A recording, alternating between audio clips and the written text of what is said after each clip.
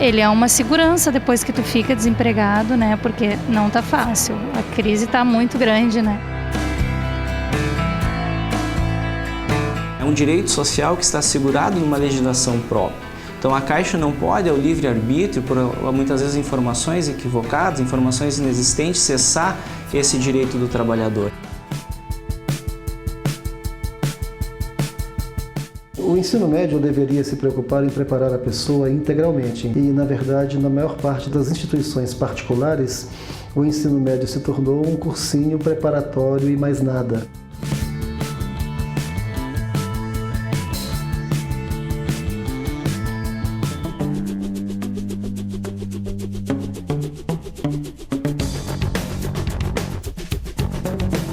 O laudo falava que havia alguns problemas, algumas falhas e que trabalhos perigosos eram misturados com trabalhos simples e isso acabou ocasionando a explosão. Partindo dessa análise, então, falei, de fato, ainda que se acate o entendimento da União de que é subjetivo, houve culpa e há um dever de indenizar. O Via Legal está no ar.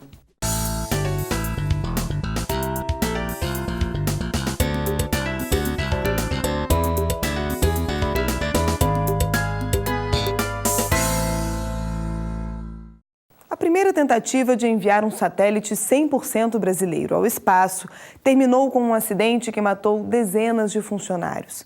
A investigação apontou diversas falhas no projeto e foi com base nessas informações que a Justiça Federal confirmou recentemente a responsabilidade da União e mais, determinou que mudanças no sistema de segurança sejam colocadas em prática nos próximos lançamentos. Há 12 anos, essa imagem marcou a última tentativa de uma missão espacial brasileira. Uma tragédia difícil de esquecer, principalmente para as famílias dos profissionais que estavam no local. Eles amavam mesmo o que eles faziam. Eles falavam assim, com orgulho. Nessa foto, Shirley aparece com os 3 filhos e o marido, o técnico mecânico Masanobu. Aos 43 anos, ele foi uma das vítimas do acidente que matou 21 pessoas, que trabalhavam na plataforma da base de Alcântara, no Maranhão. No dia 22 de agosto, a 3 dias do lançamento, o veículo lançador de satélites, que já estava pronto, foi acionado acidentalmente. As câmeras de segurança registraram o momento em que o foguete começa a pegar fogo. A peça de um dos 4 motores detona e, em poucos segundos, causa a explosão. Foi aquela loucura, né? Eu liguei os canais, aconteceu aquele acidente, teve aquela explosão, ninguém sabe de nada. Isso já devia ser umas 7 horas da noite. Depois disso começou o martírio, que ligava para cá, o pessoal não tinha informação. Aí eu via na televisão o pessoal, todo mundo lá na porta do CTA. Os civis mortos eram funcionários do Departamento de Ciência e Tecnologia Aeroespacial, com sede em São José dos Campos, no interior de São Paulo. Eles receberam honrarias militares e os parentes foram indenizados pelo governo federal. Cada família recebeu R$100 mil, mas a maioria decidiu recorrer à justiça um ano após a tragédia. Foi criada a associação, né, dos familiares das vítimas. A gente foi conversando, foi amadurecendo a ideia, porque eu poderia até pensar, não, eu não quero saber mais disso, eu quero esquecer, não quero mais ter contato com isso, eu quero esquecer que isso um dia aconteceu na minha vida. Mas não sou só eu tenho 3 filhos. Na época eles eram menores, mas e depois? O advogado dos parentes das vítimas que recorreram conta que 19 processos foram abertos, pedindo indenização por danos morais e a correção do valor da pensão. Além disso, os familiares cobravam da União medidas preventivas para evitar outras tragédias. Na realidade, quando elas me procuraram, estavam todas muito incomodadas, no mínimo, com a situação de ocorrer o acidente numa circunstância em que esses servidores não tinham qualquer possibilidade de fugir da plataforma. Não havia nenhum trabalho de segurança ocupacional que estabelecesse um meio deles escaparem do acidente. Na época, foi montada uma comissão de investigação que apontou problemas como falta de condições de trabalho e segurança em Alcântara. Também descartou a possibilidade de sabotagem ou falha humana. Com base nestas informações, o Tribunal Regional Federal da Terceira Região julgou o pedido de indenização de uma das famílias e responsabilizou a União pelo acidente. A decisão confirma a sentença de primeira instância, que ainda determinou o pagamento de 2/3 do salário mensal de Massanobo à viúva, até que ele completasse 70 anos. Era um projeto que me parecia grandioso para os recursos que teve na época, tá? E nas últimas semanas ainda havia problema, o laudo falava que havia alguns problemas, algumas falhas e que trabalhos perigosos eram misturados com trabalhos simples e isso acabou ocasionando a explosão. Bem, partindo dessa análise então, eu falei, de fato, ainda que se acate o entendimento da União de que é subjetivo, houve culpa e há um dever de indenizar. Mesmo depois da tragédia, o governo ainda tenta levar adiante o Programa Espacial Brasileiro. Uma plataforma adicional foi construída no centro de lançamento de Alcântara, como medida de segurança. Hoje eles criaram uma saída de escape, onde há pelo menos uma chance dessas pessoas poderem escapar. Entendo eu até que se na época houvesse essa saída de escape, talvez eles não tivessem tido qualquer lesão. Um tempo que não volta mais e que nunca será esquecido pelas famílias das vítimas. Nada vai suprir a perda. Porque dinheiro no mundo vai suprir o acompanhamento que meu filho teria. Que eram duas meninas e um menino. Ele desceu, não tem acompanhamento do pai. Não tem coisa que pague.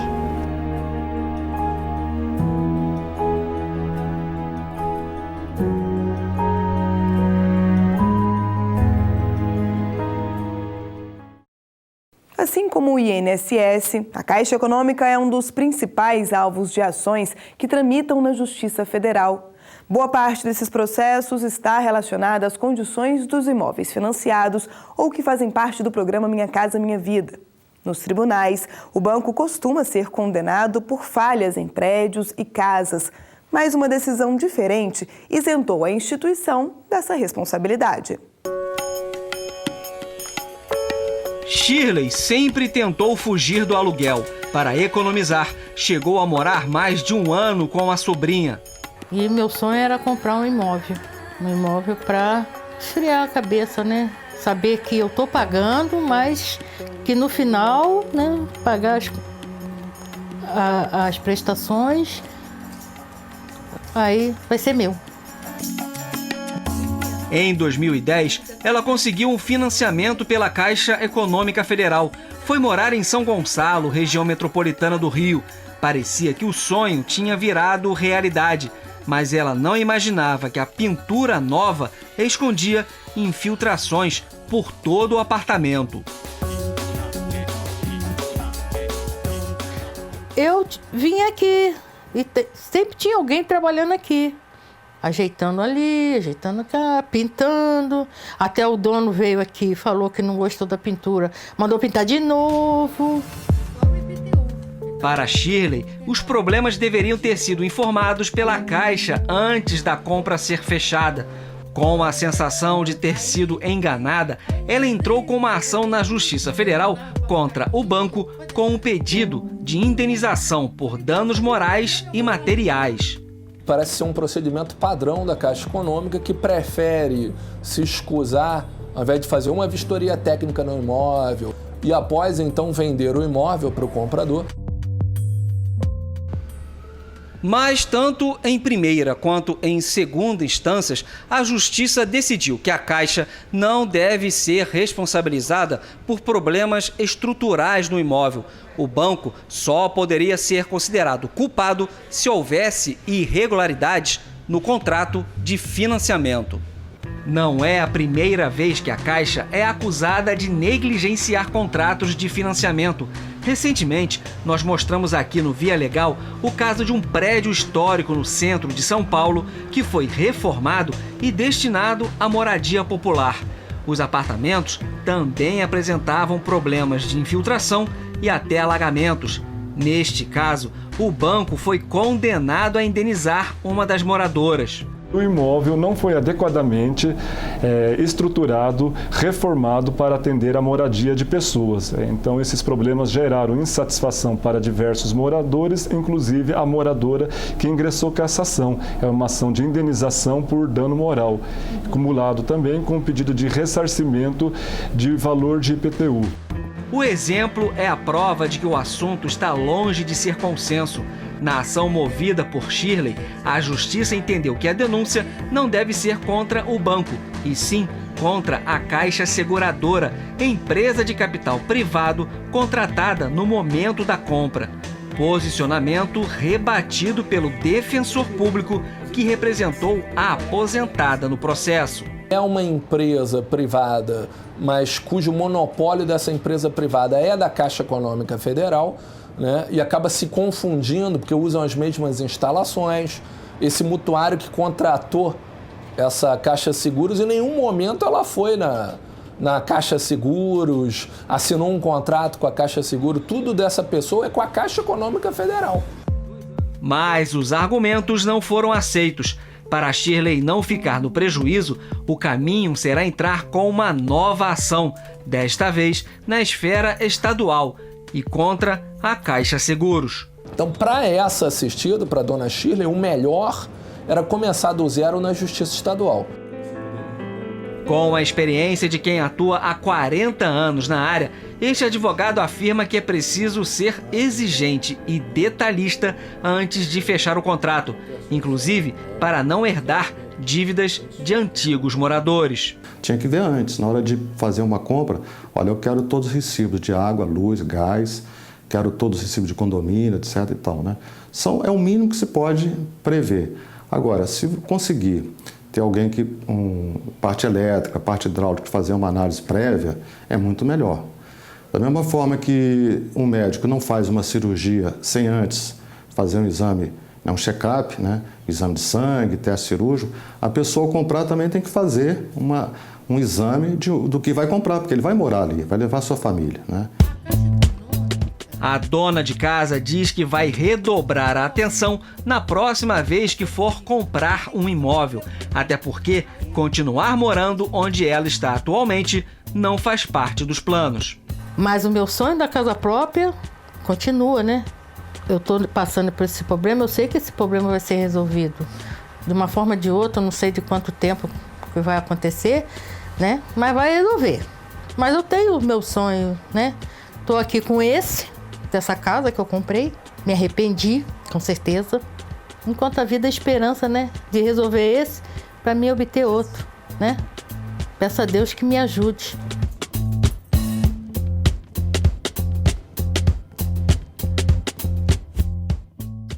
Definitivamente, a agilidade não é a melhor palavra para definir a qualidade do serviço de saúde prestado pelo poder público.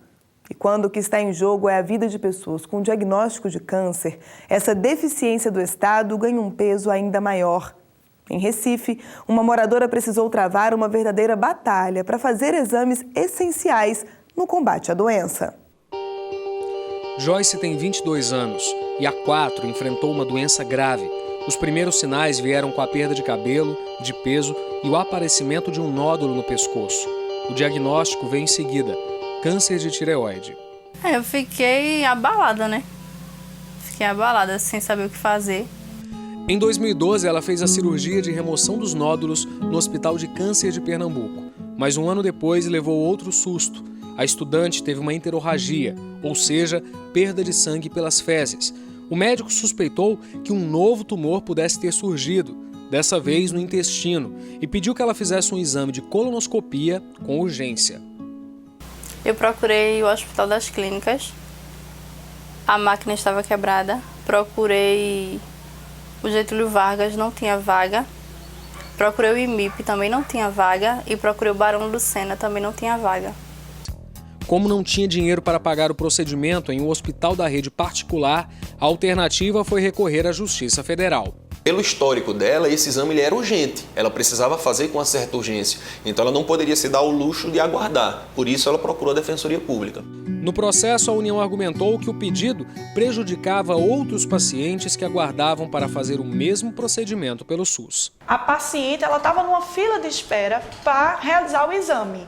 Na medida em que ela procura o judiciário, ela fura essa fila, ela sai na frente de todos os outros usuários do SUS e consegue realizar o exame imediatamente. Então, isso fere um pouco o direito de todos os outros que seguiram o trâmite administrativo normal, porque um hospital precisa organizar a sua agenda, né, de modo a conseguir atender a todos. A resposta da Justiça foi rápida e favorável a Joyce.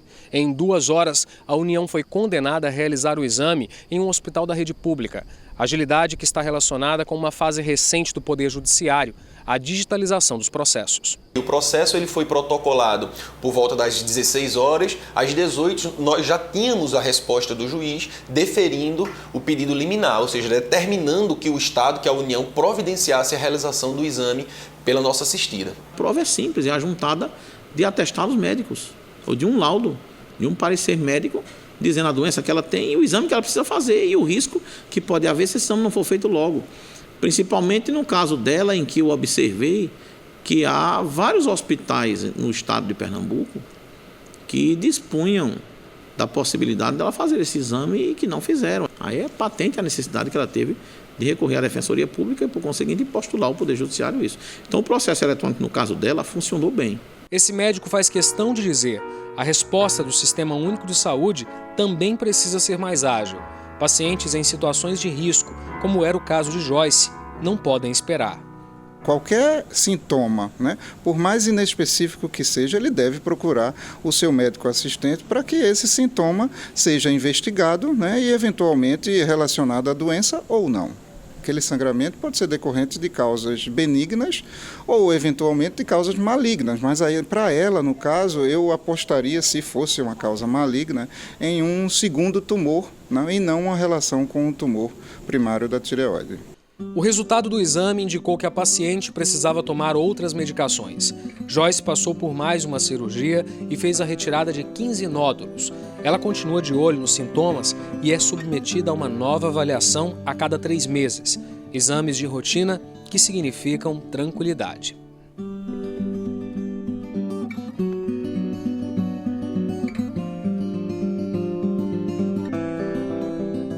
Para muitos adolescentes, passar no vestibular é a realização de um sonho.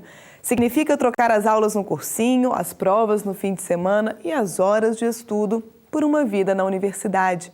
Não é à toa que alguns estudantes fazem de tudo para antecipar a entrada na faculdade. Eu escolhi a comunicação social, eu vou fazer habilitação de jornalismo, porque eu sempre, desde pequeno, acompanhei os programas esportivos na TV, sempre gostei muito dessa área. Me agrada muito isso de trabalhar com pessoas e ainda mais políticas públicas que tem, assim, qualquer órgão público praticamente eu posso trabalhar, fazer concurso. Gabriel e Letícia têm mais em comum do que apenas sonhos. Aos 17 anos, eles tiveram que enfrentar uma batalha judicial para ter direito de fazer o vestibular da Universidade de Brasília. Isso porque este ano a instituição, uma das mais concorridas do país, resolveu inovar. Passou a cobrar dos candidatos o certificado de conclusão do ensino médio no momento da inscrição da prova. Antes, a exigência era feita apenas na hora da matrícula. O que a gente tem notícia é de que é a única universidade que tem exigido isso. E o que nós entendemos é que a UNB não pode cobrar isso. Não existe a exigência de que para se candidatar a qualquer certame, a qualquer vestibular, tenha que se demonstrar antecipadamente que possui a certificação necessária. A advogada dos estudantes ressalta ainda que a UNB não informou os alunos sobre a mudança no edital. A universidade rebateu as críticas por meio desse comunicado oficial. Ressaltou que a mudança foi feita por determinação do Conselho de Educação do Distrito Federal, depois de uma série de decisões judiciais que permitiram a matrícula de estudantes antes que o ensino médio fosse concluído. Na visão da UNB, a entrada precoce na universidade ajuda a explicar a postura adotada por muitos alunos, que mudam de curso no meio da formação. Entre 2013 e 2014, 671 estudantes pediram o desligamento da UNB e mais de 5.000 abandonaram as salas de aula. Os argumentos não convenceram o presidente da associação, criada para defender os estudantes prejudicados. Um aluno que entrou normal no final do ano, certificado de terceiro ano, ele também pode querer mudar de curso em determinado momento. Será que existe uma desproporção entre isso? Então a gente quer um debate aberto, né? Uma audiência pública para a gente discutir se de fato o que acontece em Brasília hoje é o mais justo. O debate foi parar nos tribunais. A 16ª Vara Federal do Distrito Federal determinou a inscrição de 60 alunos do ensino médio no vestibular da UNB. E se um desses alunos que não terminou o ensino médio tivesse passado no vestibular? Foi o que aconteceu com uma estudante de Manaus. Ela foi aprovada na seleção para o curso de fisioterapia da Universidade Federal do Amazonas, mas como não tinha o certificado de conclusão da escola, não conseguiu fazer a matrícula. Ela não desistiu, recorreu ao Tribunal Regional Federal da Primeira Região. Resultado, vai começar o curso superior enquanto conclui os estudos. Não é necessário que naquele momento que ele passou no vestibular, no momento da matrícula, ele tenha que ter o certificado de segundo grau. Não é necessário.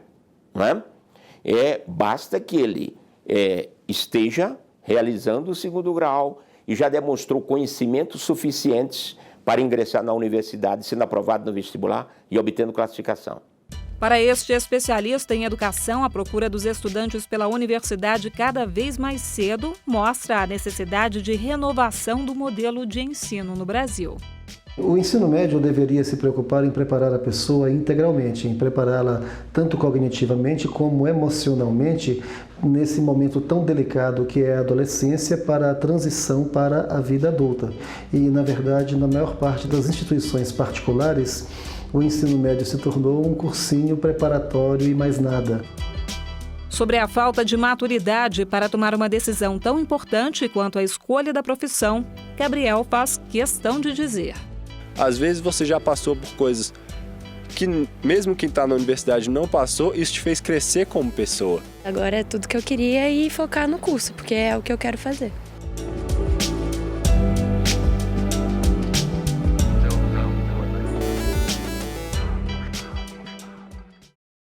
Mesmo que o trabalhador esteja temporariamente sem emprego, a orientação é manter as contribuições previdenciárias.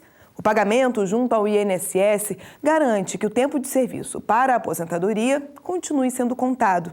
Sabendo disso, uma moradora de Porto Alegre fez o recolhimento por conta própria, mas teve uma surpresa. A iniciativa interrompeu a concessão do seguro-desemprego.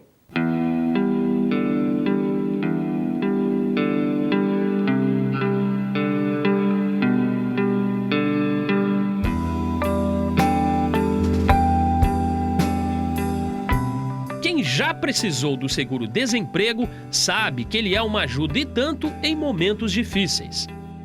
Ele é uma segurança depois que tu fica desempregado, né? Porque não tá fácil. A crise tá muito grande, né? Eu acho muito importante, né? Por quê? Porque a pessoa trabalha um bom tempo e depois sai sem direito a nada, né? Pelo menos tem que recorrer até conseguir um outro emprego. E tem sido assim há quase 3 décadas, desde que o benefício foi regulamentado no país. Se não tivesse o seguro-desemprego... Isso, tá uma ruim já. Dulce está entre os brasileiros que já precisaram recorrer a esse direito. Mas no caso dela, a experiência não foi muito agradável. É que depois de receber o primeiro pagamento, o benefício foi suspenso. Quando eu fui retirar a segunda parcela, no caso a moça, eu tirei sozinha na Caixa Econômica Federal e deu que eu tinha renda própria. Aí logo em seguida eu peguei e procurei o Cine novamente para ver o que havia acontecido, porque na verdade eu não tinha renda própria na época. Isso aconteceu porque, apesar de estar desempregada, Dulce não interrompeu as contribuições ao INSS. Ela deu sequência ao recolhimento por conta própria, exatamente como é recomendado. Mas para a Caixa Econômica Federal, a iniciativa era um sinal de que ela já estava trabalhando, ou poderia se manter sem o seguro-desemprego. Dulce até tentou explicar que ainda estava sem emprego, Mas o banco não cedeu. A alternativa foi recorrer à Justiça Federal. Além das 4 parcelas do benefício que faltavam, ela pediu uma indenização por danos morais.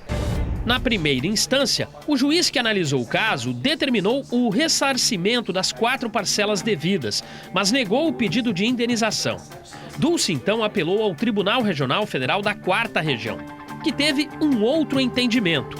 O tribunal condenou o banco a pagar uma indenização no valor de R$10 mil. É um direito social que está assegurado numa legislação própria. Então a Caixa não pode, ao livre-arbítrio, por muitas vezes informações equivocadas, informações inexistentes, cessar esse direito do trabalhador.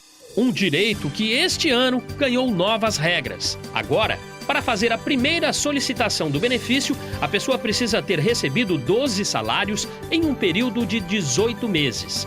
Para o trabalhador fazer a segunda solicitação, é necessário ter recebido 9 salários em 12 meses. A partir do terceiro pedido, a pessoa deve ter recebido salário nos últimos 6 meses anteriores à demissão.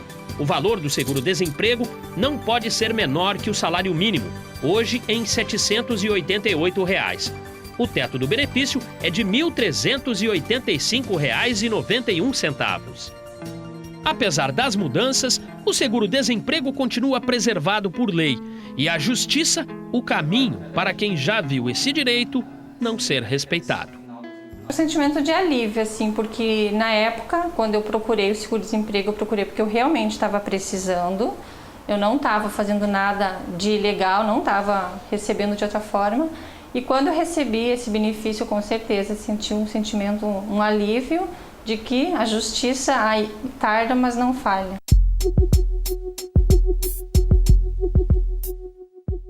O Via Legal fica por aqui. Se você quer saber mais informações sobre assuntos decididos pela Justiça Federal, basta acessar nossos canais na internet.